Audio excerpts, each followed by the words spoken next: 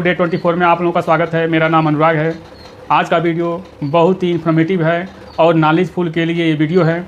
आप ज़रूर लास्ट तक वीडियो देखिएगा तो आपको समझ में आ जाएगा। आज हम लोग जानेंगे कि एसआईपी में टैक्स कैसे लगता है, इसके बारे में हम लोग आज जानेंगे।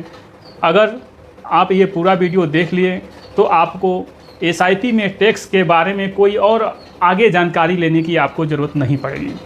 तो आप ज़रूर ये वीडियो देखिए। यदि एसआईपी कर रहे हैं या करने वाले हैं तो आपको टैक्स कैसे देना पड़ेगा, इसके बारे में ये जानकारी आज हम देंगे। तो आप पूरा वीडियो देखिए और लास्ट में हम ये भी बताएंगे कि आपको टैक्स से यानी म्यूचुअल फंड में जो टैक्स लगता है उससे हम कैसे बच सकते हैं। तो आज उसी पे वीडियो है। आपको यदि वीडियो नॉलेजफुल लगे, इन्फॉर्मेटिव लगे, जानकारी सही लगे तो आप ज़रूर मेरा चैनल सब्सक्राइब कीजिएगा, लाइक कीजिएगा और कमेंट कीजिएगा। सब्सक्राइब, लाइक, कमेंट न भी कीजिए, लेकिन ये जान जाइए कि टैक्स कैसे लगता है, इसके बारे में पूरी जानकारी मैं आज दूंगा। भले ही वीडियो थोड़ा लंबा हो, लेकिन देखिए ये पैसे से जुड़ी बात है तो ज़रूर समझना चाहिए। तो आज हम लोग जानेंगे कि इक्विटी फंड में एसआईपी पर टैक्स कैसे लगता है, इसी के बारे में आज हम लोग जानेंगे। अगर आप ऐसे म्यूचुअल फंड में एसआईपी की है जिसमें कम से कम 65% पैसा शेयर में लगाया गया हो, वो इक्विटी फंड होता है।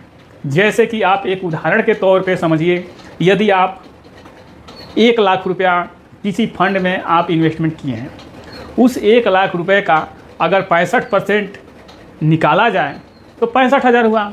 तो 65,000 आपका पैसा शेयर में, जो कंपनियों का जो शेयर होता है, उस शेयर में यदि आपका पैसा, यानी उदाहरण के तौर पे जो मैं बताया 1 लाख रुपया का 65,000 रुपया आपका शेयर में लगा हुआ है, जो फंड में जो भी 50, 100, 150, 200, 300 जो कंपनी होती हैं, शेयर मार्केट वाली होती हैं, तो शेयर में जो लगा तो होता है उसका 65%, आपके पैसे का 65% उसको इक्विटी हम बोलते हैं। और आगे जानते हैं, इक्विटी म्यूचुअल फंड में एसआईपी के जरिए 1 साल तक निवेश करते हैं, यानी इक्विटी म्यूचुअल फंड में एसआईपी के जरिए 1 साल तक निवेश करते हैं और फिर 13 महीने बाद पूरा निवेश रिडीम कर लेते हैं।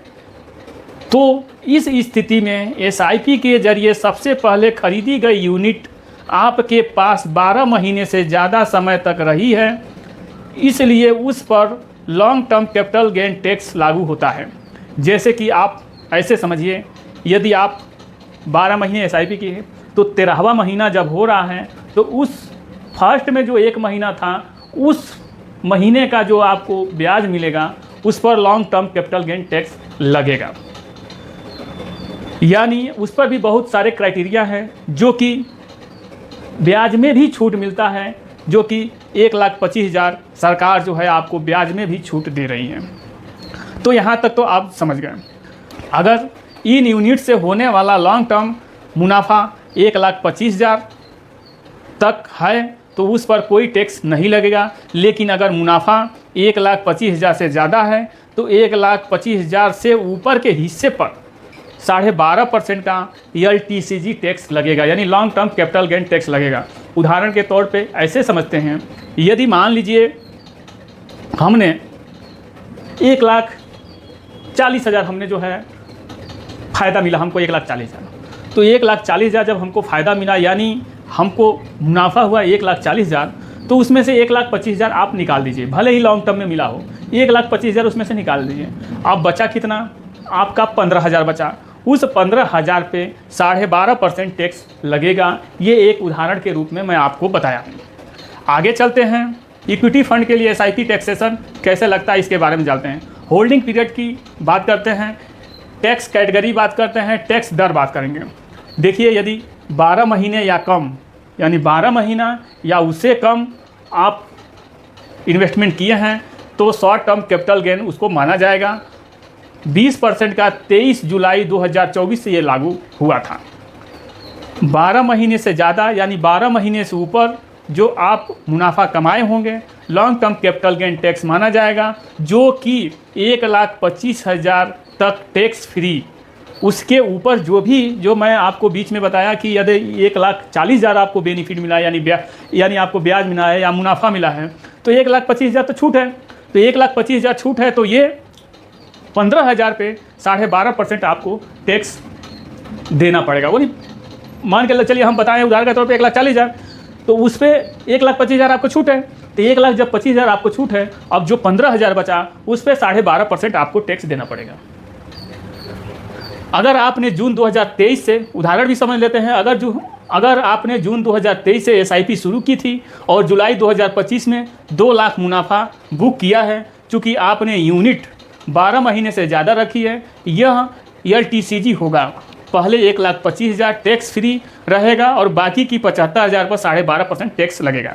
हमारी भाषा में, अपने भाषा में, इसके भाषा में नहीं, अपने भाषा में, यदि 2023 में हम लोग SIP किए हैं और 2025 तक किए, 2 लाख रुपया हमको मुनाफा मिला, अब उस 2 लाख मुनाफा को हमने बुक किया।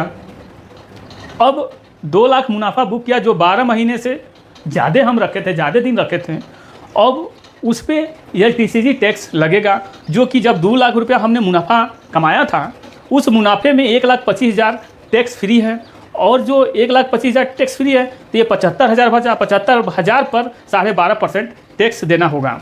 ये मोगैम्बो को टैक्स देना ही पड़ेगा, नहीं तो छोड़ेगा नहीं। सबके पास वही है, राजा एक ही राजा, और सब तो प्रजा है। डेट और गोल्ड हाइब्रिड फंड पर टैक्स कैसे लगता है, इसको समझते हैं। ऐसे फंड जिसमें इक्विटी 35% से कम हो, यानी इक्विटी मतलब शेयर 35% से कम हो, और ओरिएंटेड या नॉन इक्विटी फंड होते हैं, इन पर भी होल्डिंग पीरियड के हिसाब से टैक्स लगता है। यानी सब मिला जुला के टैक्स, अगर 35% आप इक्विटी में आपका पैसा है तो वो उसके हिसाब से टैक्स लगेगा भाई। सरकार, राजा छोड़ेगा नहीं, टैक्स लगेगा ही लगेगा। होल्डिंग पीरियड समझते हैं, टैक्स कैटेगरी समझेंगे और टैक्स दर समझेंगे। 36 महीना या कम, 36 महीना या कम short term capital gain tax लगेगा। जैसे ये एक होल्डिंग होता है कि आप उतना लॉकिंग पीरियड होता है 3 साल का, तो 36 महीना यदि आप इन्वेस्टमेंट किए हैं या उससे कम किए हैं तो उस पर भी tax, short term capital gain tax लगेगा, लेकिन आपकी इनकम टैक्स स्लैब के अनुसार वो लगेगा। इनकम टैक्स स्लैब के अनुसार लगेगा। यदि 36 महीने से ज़्यादा आप इन्वेस्टमेंट करके रोके हुए हैं तो long term capital gain tax लगेगा 12.5%। अब समझेंगे ELSS फंड में SIP और टैक्स कैसे लगता है। ELSS यानी इक्विटी, E मतलब इक्विटी, L मतलब लिंक, और S मतलब सेविंग, और S मतलब स्कीम। ELSS में एक टैक्स सेविंग फंड है जिसमें हर SIP इंस्टॉलमेंट पर 3 साल का लॉक इन पीरियड होता है। इसमें भी टैक्स नियम इक्विटी फंड जैसे ही होते हैं, इसमें भी इक्विटी फंड जैसे ही नियम होते हैं। 3 साल बाद बिक्री पर LTCG लगता है और 1,25,000 तक टैक्स फ्री है, बाकी पर 12.5% इस पर भी टैक्स लगेगा। SIP रिटर्न पर टैक्स बचाने के रास्ते क्या हैं वो जानेंगे। पहले खरीदी गई यूनिट पहले मानी जाती है, प्लान वैसे ही करें। जैसे कि मान लीजिए आप 1 लाख रुपया इन्वेस्टमेंट किए, फिर कुछ दिन बाद 1 लाख रुपया इन्वेस्टमेंट किए, फिर कुछ दिन बाद 1 लाख रुपया इन्वेस्टमेंट किए, तो जो आपका फर्स्ट टाइम इन्वेस्टमेंट जो हुआ होगा वही पहले बिकेगा। तो उस हिसाब से हमको जो है कि प्लान बनाना चाहिए कि वो उतना हमको इंटरेस्ट दे रहा है कि नहीं दे रहा है, उसी हिसाब से उसको बेचने का हमको प्लानिंग करना चाहिए कि कब हम बेचें कि वो हमारा पैसा टैक्स बच जाए। इक्विटी फंड में 12 महीने से पहले बेचने से बचें। अगर 12 महीने से पहले बेच रहे हैं तो 20% का LTCG देना पड़ेगा। टैक्स बचाने के लिए हर साल LTCG यानी long term capital gain tax 1,25,000 तक छूट है, इस्तेमाल कर सकते हैं। जैसे कि मान लीजिए आप इन्वेस्टमेंट कर रहे हैं, आपको 1,25,000 बेनिफिट हुआ, तो उस 1,25,000 जब आपको बेनिफिट हुआ आप उतना पैसा रिडीम कर लीजिए तो आपको टैक्स नहीं लगेगा। डेप्ट फंड में 4 लाख LTCG छूट को ध्यान में रखकर प्लानिंग करना बेहतर रहेगा। जैसे कि डेट फंड में 4 लाख रुपया छूट है, इसको ध्यान रख के प्लानिंग करना पड़ेगा। अब आप समझ गए होंगे कि टैक्स कैसे लगता है। यदि मेरा वीडियो आप लोगों को अच्छा लगा हो, सही लगा हो, इन्फॉर्मेटिव लगा हो तो सब्सक्राइब कीजिए, लाइक कीजिए, कमेंट कीजिए। मिलते हैं एक अगले नए वीडियो में नए जानकारी के साथ। जय हिंद, जय भारत।